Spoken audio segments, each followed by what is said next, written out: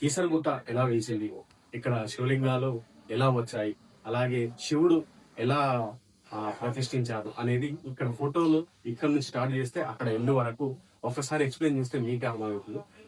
మా వాళ్ళు వచ్చినప్పుడు ఇక్కడ చెప్పారనమాట. ఒకసారి రావణ సంహార అనంతరం శ్రీరామచంద్రుడు పరివార సమేతముగా అయోధ్యకు వచ్చుచు సంధ్యా సమయానికి కీసరగుట్ట ప్రాంతంలోకి దిగి ఈ ప్రాంతం యొక్క సౌందర్యం చూసి ఆనందించి ఇక్కడ ఒక శివలింగం ప్రతిష్ఠించాలని తలపోసినాడు. అంటే శ్రీరాముడు ఆ ఇక్కడ రావణ సంహారం అనంతరం, అంటే రావణుని అనంతరం తర్వాత సంహరించిన తర్వాత ఇక్కడికి వచ్చి ఒక సేద తీద్దాం, అంటే విశ్రాంతి తీసుకుందాం అనే వేళలో చూసి అక్కడి నుంచి ఇక్కడ అక్కడ ఉన్న వశిష్ఠాది భూషులను శివలింగము ప్రతిష్ఠించుటకు సుముహూర్తము నిర్ణయించమని కోరి ఆంజనేయ స్వామితో కాశీకి వెళ్ళి ఒక శివలింగం తీసుకురమ్మని చెప్పాడు.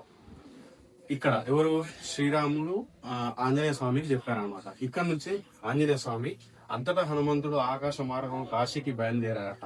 తర్వాత ఇక్కడ నుంచి కాశీకి చేరిన హనుమంతునికి అక్కడ చాలా శివలింగం కనిపించుటచే ఏ లింగం మంచిదో తెలుసుకోలేక కొన్ని శివలింగములు తీసుకువెళ్దామని అనుకున్నట్ట ఇక్కడ ఈ ఫోటో. ఆ తర్వాత ఈ లోక వశిష్ఠాది మహా మునులు నిర్ణయించిన ముహూర్తములకు హనుమంతుడు శివలింగము తీసుకురాకపోవుటచే భుషులను అడిగి వారు చెప్పిన విధంగా శివుడిని ప్రార్థించగా శివుడు అక్కడ స్వయంభు లింగ రూపము ధరించుట. ఇది ఈ ఫోటోలో కనిపిస్తుంది పూర్తిగా. ఒకసారి చూడు, జూమ్ చేసి. ఆ తర్వాత ఇక్కడ పరమానంద భరితుడైన శ్రీరామచంద్రుడు వశిష్ఠాది మహామునులు మంత్రులు చదువుచుండగా సతీ సమేతంగా లింగ ప్రతిష్ఠ చేయుట. అంటే ఈ ఫోటోలు లింగ ప్రతిష్ఠ చేయుట. ఈ ఫోటోలో వచ్చేసి ప్రతిష్ఠ అయిన తర్వాత వచ్చిన హనుమంతుడు తాను తెచ్చిన శివలింగమును రాముల వారికి చూపించి ఇందులో ఏది మంచిదో తీసుకోమని చెప్పగా ముహూర్త సమయంలో నీవు రాకపోవటచే నేను పరమేశ్వరుని ప్రార్థించి తిని, అంటే దేవుడు ప్రార్థించి ఆ తర్వాత ఆయన స్వయంభూ లింగ రూపము ధరించినాడు. ఆ లింగమును ముహూర్త సమయంలో ప్రతిష్ఠించనని చెప్పాడట. అంటే ఎవరు? ఆంజనేయ స్వామి లింగాలను తెచ్చిండు, ఏది మంచిది అని శ్రీరాముని అడిగితే ఇప్పుడు నేను ఏమంటారు హోమంలో ఉన్నాను అని చెప్పేసి ఇక్కడ ఈ ఫోటోలో కనిపిస్తుంది. ఇక్కడ ఈ ఫోటోలో అంతటా అలిగిన హనుమంతుడు తాను తెచ్చిన శివలింగము ఆ ప్రాంతము అంతా పడునట్లు విసిరేయడు. అంటే ఇక్కడ ఆల్రెడీ దేవుణ్ణి కోరిన శ్రీరాముడు ఒక లింగముని ప్రతిష్ఠించి అన్ని చేసిండు అనమాట. ఇక్కడికి వచ్చేసరికి ఇక ఆంజనేయ స్వామి తెచ్చిన శివలింగాల్లో ఎవరో శ్రీరాముడు ఏం చెప్పకపోయేసరికి ఇక మన ఆంజనేయ స్వామి ఏం చేసిందంట, చుట్టూ చల్ల చెదరయ్యేటట్టు మొత్తం శివలింగాలను చల్లేసిందంట.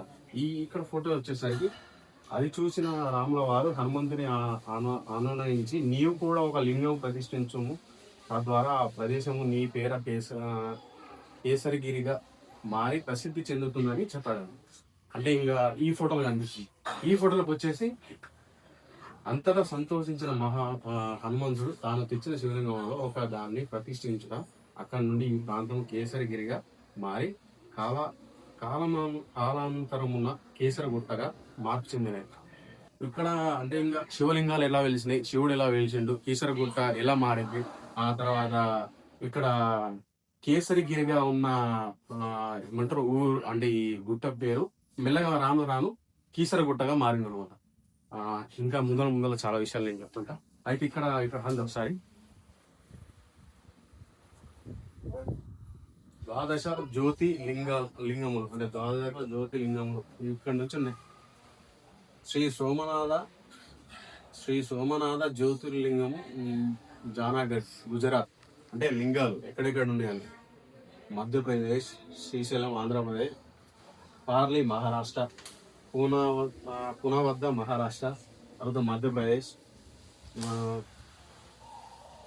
ఇక్కడికి వచ్చేసరికి తమిళనాడు, గుజరాత్, ఉత్తరప్రదేశ్, ఉత్తరాంచల్, కేదార్నాథ్, ఉత్తరాంచల్, ఎల్లోరా వద్ద, ఆ తర్వాత నాసిక్ వద్ద. ఇక్కడ ఉన్న విషయాన్ని నేను మీకు తెలియజేసిన. మధ్యలో చిన్న ఏమైనా పొరపాట్లు ఉంటే క్షమించండి. నాకు తెలిసిన విధంగా నేను ఎక్స్ప్లెయిన్ చేసిన. కాకపోతే ఇక్కడ నుంచి గుట్ట పై నుంచి చూస్తే ఇంకా చాలా శివలింగాలు బయట ఉంటాయి. మీకు బయట నేను చూపిస్తా, మీరు చూడండి. ఆ ఇక్కడ ఎప్పుడప్పుడు అంటే ఫుల్ పబ్లిక్ ఉండేది శివరాత్రి రోజు, అలాగే సంక్రాంతి. ఇంతకు చెప్పాను కదా, ఆంజనేయ స్వామి శివలింగాలు గొప్ప చోట ప్రతిష్ఠించారు. ఇట్లా శివలింగాలు దాదాపు కిసరగుట్ట చుట్టూ చాలా ఉన్నాయి అన్నమాట. ఇంకా ఇట్లా ఇక్కడ చుట్టుముట్టు ఇంకా చాలా